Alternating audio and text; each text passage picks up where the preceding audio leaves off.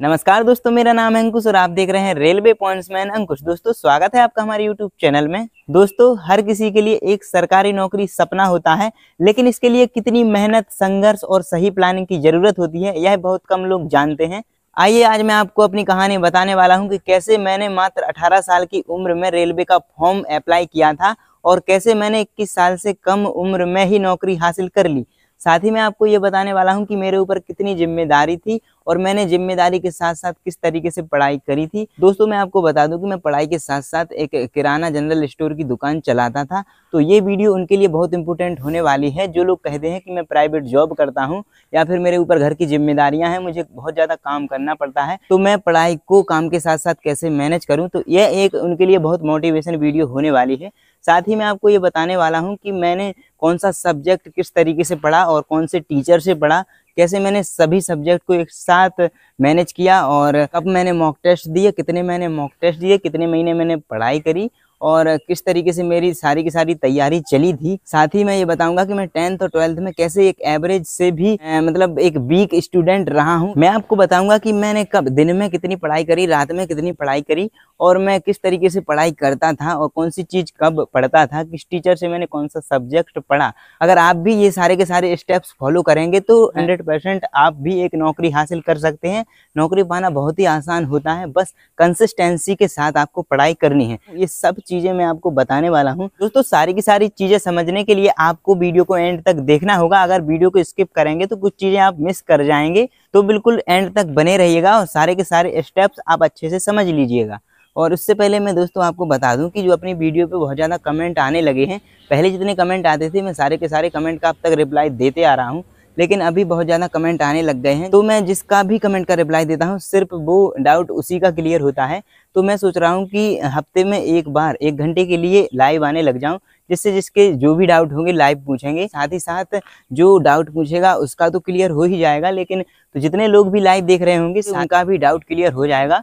तो अगर आप चाहते हैं कि मैं लाइव आऊँ, हफ्ते में सिर्फ एक ही दिन लाइव आऊँगा, तो आप कमेंट में मुझे बता सकते हैं। साथ ही अगर आपने अपने यूट्यूब चैनल को सब्सक्राइब नहीं किया तो सब्सक्राइब जरूर कर लीजिएगा। साथ ही बेल आइकन प्रेस कर लीजिएगा, जिससे आने वाले जितने भी नोटिफिकेशन होते हैं सारे के सारे आपको मिलते रहें। अगर वीडियो अच्छी लगे तो वीडियो को लाइक शेयर जरूर कीजिएगा। दोस्तों, सबसे पहले मैं बता दूं कि मैंने 2017 में अपनी 10th करी थी, जिसमें मेरे 65% मार्क्स आए थे, और 12th मैंने 2019 में करी थी, जिसमें मेरे 69% आए थे। और 10th भी मैंने मैथ सब्जेक्ट से करी है और 12th भी मैंने मैथ सब्जेक्ट से करी है। इसके बाद मैंने 2020 में BA में एडमिशन लिया था, लेकिन मुझे बीच में ये मन में लगा कि मुझे रेलवे में जाना है, जिसकी वजह से मुझे ITI ज़्यादा जरूरी है, ग्रेजुएशन इतनी ज़्यादा जरूरी नहीं है। तो फिर मैंने 2020 में ग्रेजुएशन छोड़ दी और ITI में एडमिशन लिया। तो गवर्नमेंट ITI में मैंने अप्लाई किया तो मेरा नाम आ गया गवर्नमेंट ITI कॉलेज में। तो इसकी वजह से मैंने BA छोड़ दी और फिर मैं ITI में चला गया और 2020 से 2022 तक मेरी ITI चली। इसी के बीच में मैं जब क्लास 9th में था तब मैंने एक किराने की दुकान खोली थी, जिसमें मैं ज़्यादा बिजी रहता था, तो मैं स्कूल भी ज़्यादा नहीं जा पाता था। इसकी वजह से मेरी जो 10th और 12th की परसेंटेज है वो भी कम रही है।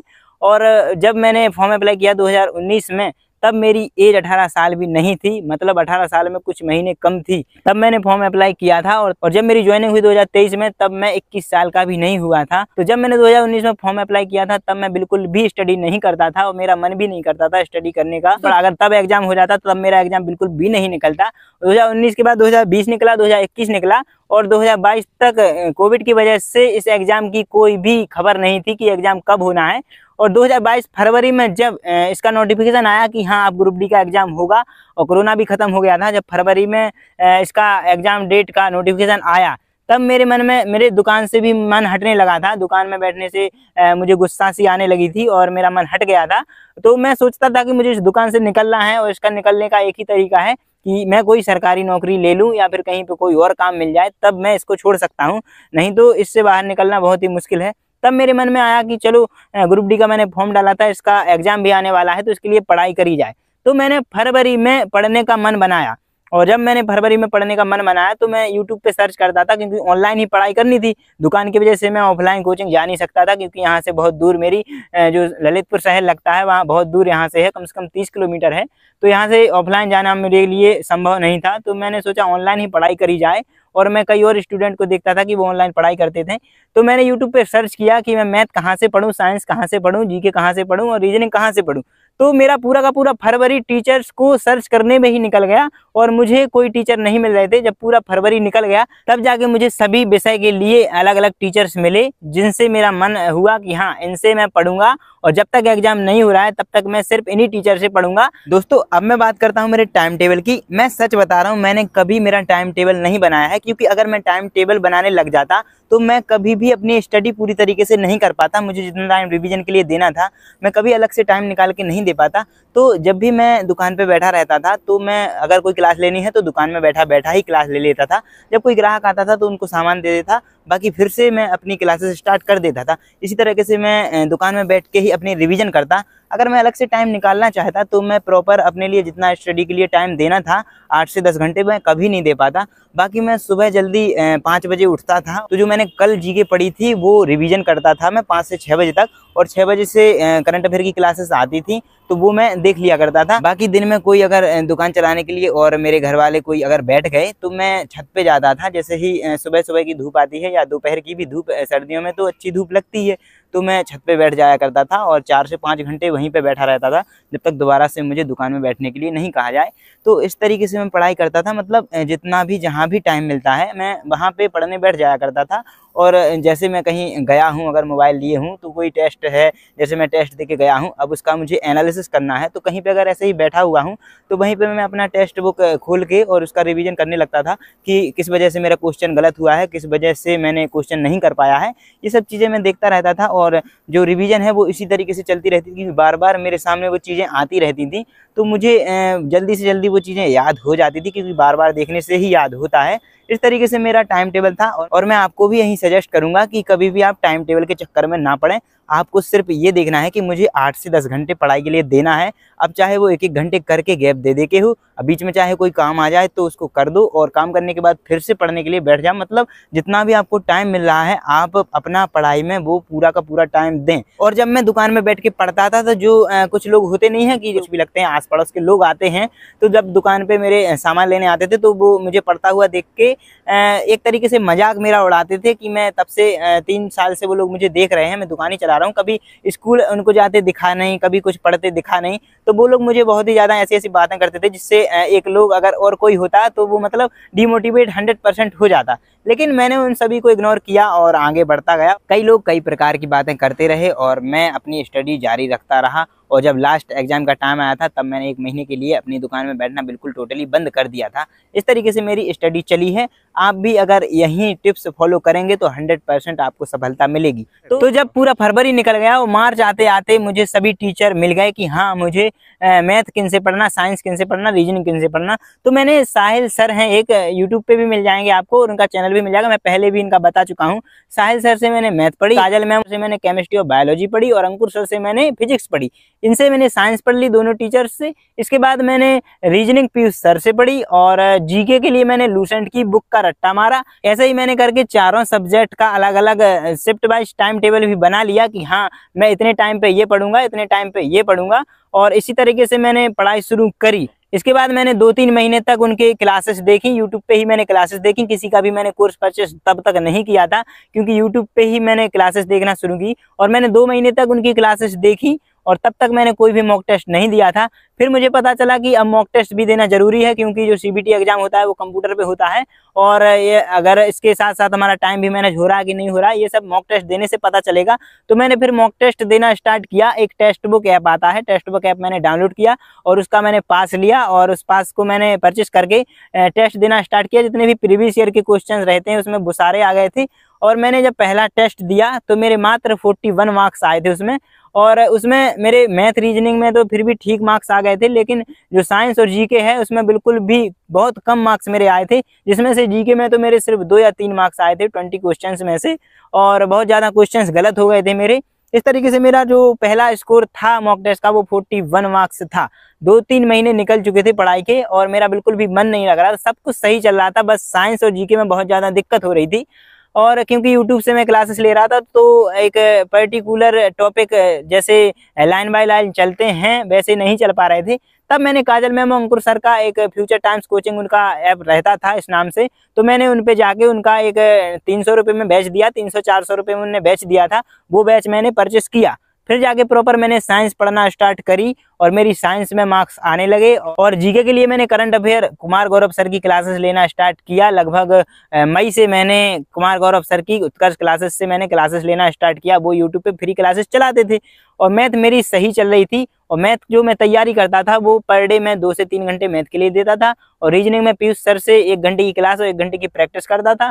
और साइंस के लिए मैं दोनों क्लासेस एक साथ लेता था, एक केमिस्ट्री और एक फिजिक्स की, या एक बायोलॉजी एक फिजिक्स की। इस तरीके से मैंने सारे के सारे कोर्स कंप्लीट किए और मेरे 5 महीने में पूरे कोर्स कंप्लीट हो गए थे। और 3 महीने से मैं मॉक टेस्ट देने लगा था। मैंने जो जब तक एग्जाम नहीं हुआ तब तक मैंने टोटल 650 मॉक टेस्ट और क्विज मिला के 650 मैंने टोटल टेस्ट अटेम्प्ट किए थे, जिसमें लगभग 150 के something mock test full test थे और 500 के समथिंग जो 10 या 20 नंबर की क्विज आती हैं सब्जेक्ट वाइज वो थी। तो ये सब मैंने दी, टॉपिक वाइज जो क्विज होती हैं वो दी। ये सब मैंने टोटल 650 मैंने क्विज और मॉक टेस्ट लगाए। इसके बाद मेरी प्रैक्टिस इतनी अच्छी हो गई थी कि मेरे 70+ हर एक मॉक टेस्ट में मार्क्स आने लग गए थे। अब ऐसा नहीं है कि मैंने एक बार में पढ़ा और सारे के सारे टॉपिक मेरे कंप्लीट हो जाते थे। मैथ में मुझे सारे के सारे टॉपिक समझ में आ रहे थे, बस 3 टॉपिक मुझे समझ में नहीं आ रहे थे, एक मेंसुरेशन, एक ट्रिग्नोमेट्री और एक अलजेब्रा। ये 3 टॉपिक में मुझे बहुत ज़्यादा दिक्कत हो रही थी। लेकिन अब ऐसा नहीं है कि एक टीचर से मुझे ये 3 समझ में नहीं आ रहे हैं, तो मैं देखता था कि जो वीडियो से मैं मैथ कंप्लीट करता था, मैंने कोर्स परचेस नहीं किया था, तो मैं कमेंट में देखता था कि कई जो स्टूडेंट हैं वो लिख रहे हैं कि मुझे समझ में आ गया। तो मैं सोचता था कि मुझे समझ में क्यों नहीं आ रहा है। मैंने एक ही टीचर के जो तीनों टॉपिक 2-2 3-3 बार देखे। मेंसुरेशन तो मैंने 5 बार देखा था, तब जाके मुझे समझ में आया था। लेकिन मैंने टीचर चेंज नहीं किए, मैंने टीचर से एक ही टीचर से पढ़ा, क्योंकि जब अदर स्टूडेंट जो है उनको समझ में आ रहा है यही चीज़, तो मुझे क्यों नहीं समझ में आ रही है। मेरे साथ होता था कि मैंने आज क्लासेस ली, अगर कल उसी टॉपिक के मैंने क्वेश्चन सॉल्व करने की कोशिश करी तो कल तक मैं वो क्वेश्चन भूल ही जाता था। ऐसा मेरे साथ होता था। ऐसे ही मेरा रीजनिंग में 2-3 वाला चैप्टर है और जो सिटिंग अरेंजमेंट वाला चैप्टर है वो सब मेरा बहुत ही कमजोर था और मैंने बहुत ज़्यादा पढ़ने की कोशिश करी, लेकिन मेरा एक ही बार में नहीं होता था। मैंने 4-4 5-5 बार इन्हीं चीज़ों की क्लासेस ली, एक ही टीचर से क्लासेस ली, तब जाके मेरी ये पूरी हुई। ऐसे ही साइंस में मेरा जो लेंस और लाइट का चैप्टर है वो मेरा कंप्लीट नहीं होता था फिजिक्स का, और बायोलॉजी मुझे बहुत ही कम समझ में आती थी और ये भी मैंने 2-2 3-3 बार देखी तब जाके समझ में आई। और जीके तो मुझे एग्जाम होते होते तक मुझे सही से बिल्कुल भी याद नहीं होती थी, क्योंकि याद करने की जो क्षमता है वो मेरी बहुत ही कम है। तो जीके मुझे पता था कि मेरे एग्जाम में बहुत कम मार्क्स आएंगे। इस तरीके से मैंने चारों सब्जेक्ट अपने कंप्लीट किए और तब जाके जो एग्ज़ाम डेट आई वो अगस्त सितंबर में मेरे एग्ज़ाम स्टार्ट हुए। तो मेरा जो एग्ज़ाम था वो 5 सितंबर 2022 को था। तो जब मेरा एग्ज़ाम था उससे पहले मेरी बहुत सारी शिफ्टों में एग्ज़ाम हो चुके थे, तो मैंने उन एग्ज़ाम्स की भी एनालिसिस करी कि किस टाइप के क्वेश्चन आ रहे हैं, क्या आ रहे हैं। और लगभग 15 दिन बाद मेरा एग्ज़ाम हुआ। जब 15 दिनों तक मतलब 45 शिफ्टों में एग्ज़ाम हो चुके थे, तो मैंने उन क्वेश्चंस की भी एनालिसिस करी। दोस्तों मैंने टेक्स्ट बुक में इतने सारे टेस्ट दिए, लेकिन उनमें से जो मेरा मिनिमम स्कोर जो सबसे पहले आया था 41, और उसके बाद जो मेरा हाईएस्ट स्कोर है एक बार 84 आया था टेक्स्ट बुक पर। जब मैंने लास्ट मॉक टेस्ट दिया था तब मेरे उसमें 73 मार्क्स आए थे। तो 5 सितंबर 2022 को फर्स्ट शिफ्ट में मेरा एग्जाम हुआ था और जब मैं 7:30 बजे मेरी एंट्री थी, 9:30 बजे से एग्जाम शुरू होना था, तो मैं वहाँ पे पहुँच गया। भोपाल मेरा सेंटर गया था। जब मैंने वहाँ पे रियल क्वेश्चन देखे तो मैंने देखा कि रीजनिंग और मैथ के कुछ इतने टफ क्वेश्चन देखे मैंने कि जब मैं टेक्स्ट बुक पे टेस्ट अटेम्प्ट करता था तो मेरा जो टाइम है वो 15 से 20 मिनट बचा रह जाता था। जो 90 मिनट का ग्रुप डी का एग्जाम होता है उसमें से 15 से 20 मिनट मेरा हमेशा ही बच जाता था। 70 मिनट से कम में मेरा हर बार मॉक टेस्ट सॉल्व हो जाया करता था। लेकिन वहाँ पे मैंने देखा कि मैं ये सोचने लगा, बीच में देखते देखते सॉल्व कर रहा था तो कुछ क्वेश्चन तो मुझसे बन ही नहीं रहे थे और इतना ज़्यादा टाइम टेकन क्वेश्चन आ रहे थे कि मुझे बीच में ही ऐसा लगने लगा कि कम से कम 10 क्वेश्चन तो मेरे छूट ही जाएंगे। लेकिन मैंने जैसे तैसे करा के 100 क्वेश्चन तक अपने क्वेश्चन छुए। लेकिन जितने भी मैं क्वेश्चन करता जा रहा था तो उनको 2 बार में 3 बार में सॉल्व हो रहे हैं अगर, तो मैं सॉल्व करके ही मानता था। ऐसा मैं जिद पकड़ ली थी, जो कि मेरी सबसे बड़ी गलती थी। और मैं जिद पकड़ के मैंने सारे के सारे क्वेश्चन अटेम्प्ट किए और जब मैंने लास्ट में देखा तो मेरे टोटल 84 क्वेश्चंस अटेम्प्ट हो चुके थे, जिसमें रीजनिंग के लगभग 30 में से 26 क्वेश्चन मैंने अटेम्प्ट किए थे और मैथ के मैंने टोटल 19 क्वेश्चन अटेम्प्ट किए थे 25 में से। बाकी साइंस और जीके में मैंने अटेम्प्ट किए और कुछ तुक्के भी मैंने मार दिए थे, क्योंकि जैसे ऑप्शन कट जाते हैं ना कि 2 ऑप्शन तो हो ही नहीं सकते हैं। तो इस तरीके से मैंने टोटल 84 अटेम्प्ट किए। तो जब मैं एग्जाम हॉल से बाहर आया तो मुझे पता था कि मैंने 84 क्वेश्चन अटेम्प्ट किए हैं, लेकिन मैं यही सोच रहा था कि मेरे सिर्फ 65 यानी कि 65 क्वेश्चन ही सही निकलने वाले हैं और इस तरह से जो मेरे मार्क्स हैं वो बहुत कम आने वाले हैं और मैं इस रेस से बिल्कुल टोटली बाहर हूँ, मेरा सिलेक्शन हो ही नहीं सकता है। और मैं बाहर आते आते मेरा इतना मूड खराब था कि जिस दोस्त को मैं साथ लेके गया था एग्जाम देने के लिए, मैंने उसको खाना भी ढंग से नहीं खाने दिया और मैं सीधा ट्रेन पकड़ के घर के लिए निकल गया। मैं ट्रेन में बैठा बैठा क्वेश्चन जैसे दिमाग में आते हैं ना कि ये क्वेश्चन आया था, तो मैं मोबाइल में सर्च कर करके जीके के कुछ क्वेश्चन मिला रहा था, जो मैंने एक तरीके से तुक्का ही लगाए मान सकते हैं, ऑप्शन कट कर करके। तो इतने इजी इजी क्वेश्चन मेरे गलत हो गए जो मैं जब मिलाता था। तो मैंने ट्रेन में बैठे बैठे टोटल 7 क्वेश्चन यानी कि 7 क्वेश्चन मिलाए, जिसमें से मेरे 6 क्वेश्चन ही गलत निकल गए। अब मैंने सोचा कि जब मैं 7 ही क्वेश्चन मिला रहा हूँ, 6 ही क्वेश्चन गलत हो गए हैं, तब मेरा क्या ही सिलेक्शन होगा। अगर मेरे 20 से ज़्यादा गलत हो जाते हैं, अगर मान लो 64 भी मेरे सही निकलते हैं, तो इस तरीके से मेरा क्या सिलेक्शन होगा, क्योंकि मेरे टोटल मार्क्स ही 59 बन रहे हैं। तो मैं हमेशा मान रहा था कि 65 अगर मेरे मार्क्स भी आ जाएंगे तो कोई ना कोई पोस्ट ग्रुप डी की मिल ही जाएगी, लेकिन इस तरीके से मुझे जो 60 ही मार्क्स मेरे नहीं बन रहे थे, तो मैं बहुत ही ज़्यादा डिमोटिवेट हो गया था उस टाइम पे और मुझे लग रहा था कि मेरा सिलेक्शन अब नहीं हो सकता है। लेकिन 15 ही दिन बाद अक्टूबर महीने में ही आंसर की आ गई थी, लगभग 10 अक्टूबर के समथिंग इसकी आंसर की आ गई थी। और जब मैंने आंसर की में अपने क्वेश्चन मिलाए तो अंदर से डर सा तो लग ही रहा था, लेकिन फिर भी मैंने हिम्मत करके, मेरा एक और दोस्त मेरा साथ में था, मैंने उससे अपने क्वेश्चन मिलवाए। तो उसने मुझे बताया कि मेरे टोटल क्वेश्चन 13 ही रॉन्ग हैं, जबकि 6 क्वेश्चन मैंने तभी मिला लिए थे। इस तरीके से मेरे सिर्फ 13 क्वेश्चन ही रॉन्ग निकले, 71 क्वेश्चन मेरे सही निकले और काट पीट के जो मेरे मार्क्स आ रहे थे वो आ रहे थे 66 के समथिंग। बाद में रेलवे ने एक क्वेश्चन इग्नोर कर दिया था, जिससे मेरे काट पीट के मार्क्स 65 कुछ आ रहे थे और वो एक बोनस मार्क्स मिलेगा, तो 66 कुछ मार्क्स मेरे आ रहे थे। और जब नॉर्मलाइजेशन हुआ तो उसमें मेरे 76.28 मार्क्स हो गए थे और जिसमें मेरा पैनल आया और पैनल में मेरा नाम आया, तो तब मेरी खुशी अलग ही थी। और इसके बाद जो पीईटी एग्जाम यानी कि फिजिकल एफिशिएंसी टेस्ट होता है, इसकी तैयारी में मैं लग गया। इसके बाद डीबी और मेडिकल होता है। बाकी क्या क्या मेरे साथ हुआ, आगे की क्या जर्नी है, बाकी मैं सब आपको बताऊंगा अगले पार्ट 2 में। तो इस वीडियो का पार्ट 2 देखने के लिए आप चैनल को सब्सक्राइब जरूर कर लीजिएगा। तो ये थी मेरी जर्नी। अब अगले पार्ट में हम मिलते हैं, पार्ट 2 लेकर आएंगे कि अब जो मेरा पीईटी में नाम आया, मैंने कैसे पीईटी की तैयारी करी, क्या पीईटी में होता है और कैसे डीबी में कौन कौन से डॉक्यूमेंट लगते हैं, मेडिकल में क्या क्या हुआ था मेरे साथ और कितना टाइम लगा था, ये सब चीज़ें मैं आपको पार्ट 2 में बताऊँगा। चलिए मिलते हैं पार्ट 2 में। तो दोस्तों मिलते हैं अगली वीडियो में, तब तक के लिए नमस्कार, धन्यवाद।